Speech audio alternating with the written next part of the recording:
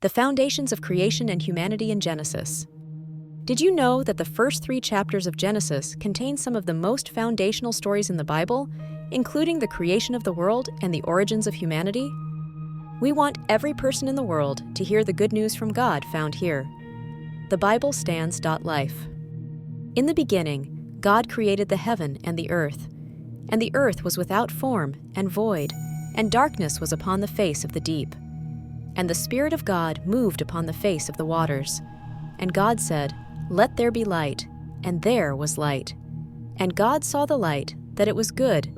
And God divided the light from the darkness. And God called the light day, and the darkness he called night. And the evening and the morning were the first day. And God said, "Let there be a firmament in the midst of the waters, and let it divide the waters from the waters." And God made the firmament, and divided the waters which were under the firmament from the waters which were above the firmament. And it was so. And God called the firmament heaven. And the evening and the morning were the second day. And God said, "Let the waters under the heaven be gathered together unto one place, and let the dry land appear." And it was so. And God called the dry land earth, and the gathering together of the waters called he seas. And God saw that it was good. And God said, "Let the earth bring forth grass, the herb yielding seed, and the fruit tree yielding fruit after his kind, whose seed is in itself upon the earth." And it was so. And the earth brought forth grass, and herb yielding seed after his kind, and the tree yielding fruit, whose seed was in itself after his kind. And God saw that it was good. And the evening and the morning were the third day. And God said, "Let there be lights in the firmament of the heaven to divide the day from the night, and let them be for signs, and for seasons, and for days and years. And let them be for lights in the firmament of the heaven to give light upon the earth." And it was so. And God made 2 great lights, the greater light to rule the day, and the lesser light to rule the night. He made the stars also. And God set them in the firmament of the heaven to give light upon the earth, and to rule over the day and over the night, and to divide the light from the darkness. And God saw that it was good. And the evening and the morning were the fourth day. And God said, "Let the waters bring forth abundantly the moving creature that hath life, and fowl that may fly above the earth in the open firmament of heaven." And God created great whales, and every living creature that moveth, which the waters brought forth abundantly after their kind, and every winged fowl after his kind. And God saw that it was good. And God blessed them, saying, "Be fruitful and multiply, and fill the waters in the seas, and let fowl multiply in the earth." And the evening and the morning were the 5th day.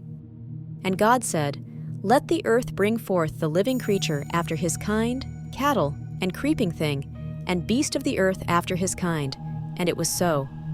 And God made the beast of the earth after his kind, and cattle after their kind, and everything that creepeth upon the earth after his kind. And God saw that it was good.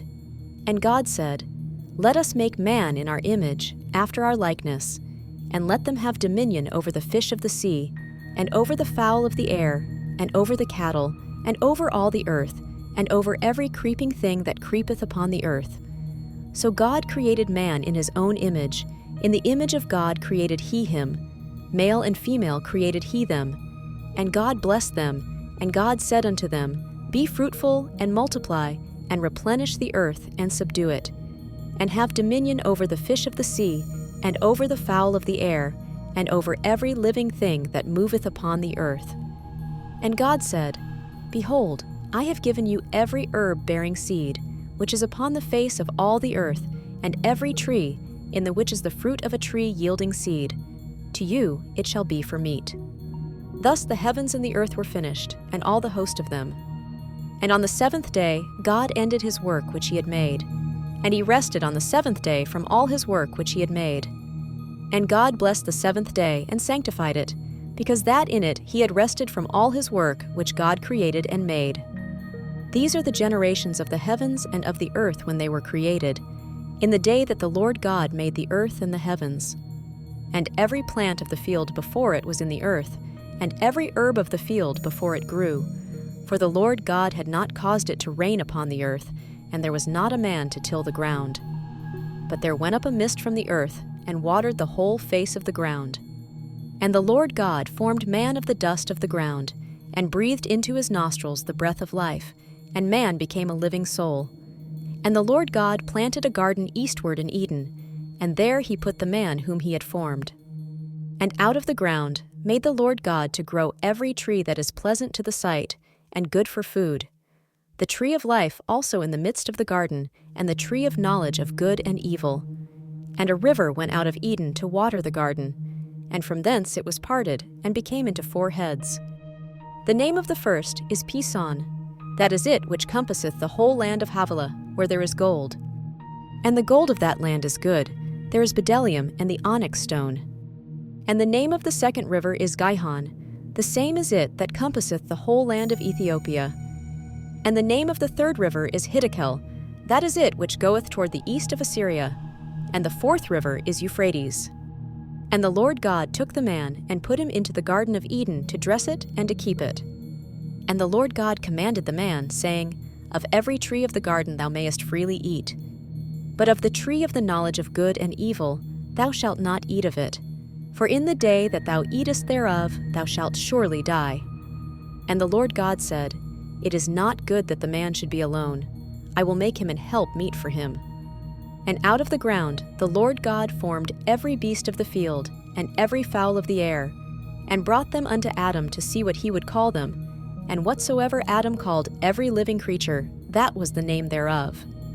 And Adam gave names to all cattle, and to the fowl of the air, and to every beast of the field. But for Adam there was not found an help meet for him. And the Lord God caused a deep sleep to fall upon Adam, and he slept. And he took one of his ribs, and closed up the flesh instead thereof. And the rib, which the Lord God had taken from man, made he a woman, and brought her unto the man.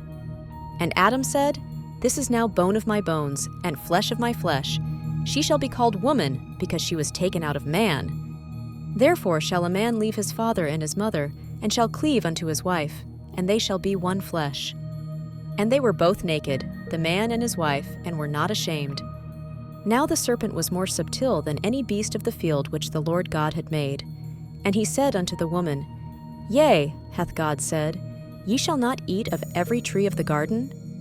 And the woman said unto the serpent, We may eat of the fruit of the trees of the garden. But of the fruit of the tree which is in the midst of the garden, God hath said, Ye shall not eat of it, neither shall ye touch it, lest ye die. And the serpent said unto the woman, Ye shall not surely die. For God doth know that in the day ye eat thereof, then your eyes shall be opened, and ye shall be as gods, knowing good and evil. And when the woman saw that the tree was good for food, and that it was pleasant to the eyes, and a tree to be desired to make one wise, she took of the fruit thereof, and did eat, and gave also unto her husband with her, and he did eat. And the eyes of them both were opened, and they knew that they were naked, and they sewed fig leaves together, and made themselves aprons. And they heard the voice of the Lord God walking in the garden in the cool of the day, and Adam and his wife hid themselves from the presence of the Lord God amongst the trees of the garden. And the Lord God called unto Adam, and said unto him, Where art thou? And he said, I heard thy voice in the garden, and I was afraid, because I was naked, and I hid myself. And he said, Who told thee that thou wast naked? Hast thou eaten of the tree, whereof I commanded thee that thou shouldest not eat? And the man said, The woman whom thou gavest to be with me, she gave me of the tree, and I did eat. And the Lord God said unto the woman, What is this that thou hast done? And the woman said, The serpent beguiled me, and I did eat. And the Lord God said unto the serpent, Because thou hast done this, thou art cursed above all cattle, and above every beast of the field. Upon thy belly shalt thou go, and dust shalt thou eat all the days of thy life. And I will put enmity between thee and the woman, and between thy seed and her seed. It shall bruise thy head, and thou shalt bruise his heel. Unto the woman he said, I will greatly multiply thy sorrow and thy conception. In sorrow thou shalt bring forth children, and thy desire shall be to thy husband, and he shall rule over thee. And unto Adam he said, Because thou hast hearkened unto the voice of thy wife, and hast eaten of the tree, of which I commanded thee, saying, Thou shalt not eat of it. Cursed is the ground for thy sake. In sorrow shalt thou eat of it all the days of thy life. Thorns also and thistles shall it bring forth to thee, and thou shalt eat the herb of the field. In the sweat of thy face shalt thou eat bread, till thou return unto the ground. For out of it wast thou taken, for dust thou art, and unto dust shalt thou return. And Adam called his wife's name Eve, because she was the mother of all living. Unto Adam also and to his wife did the Lord God make coats of skins, and clothe them. And the Lord God said, Behold, the man is become as one of us, to know good and evil. And now, lest he put forth his hand, and take also of the tree of life, and eat, and live forever. Therefore the Lord God sent him forth from the Garden of Eden, to till the ground from whence he was taken.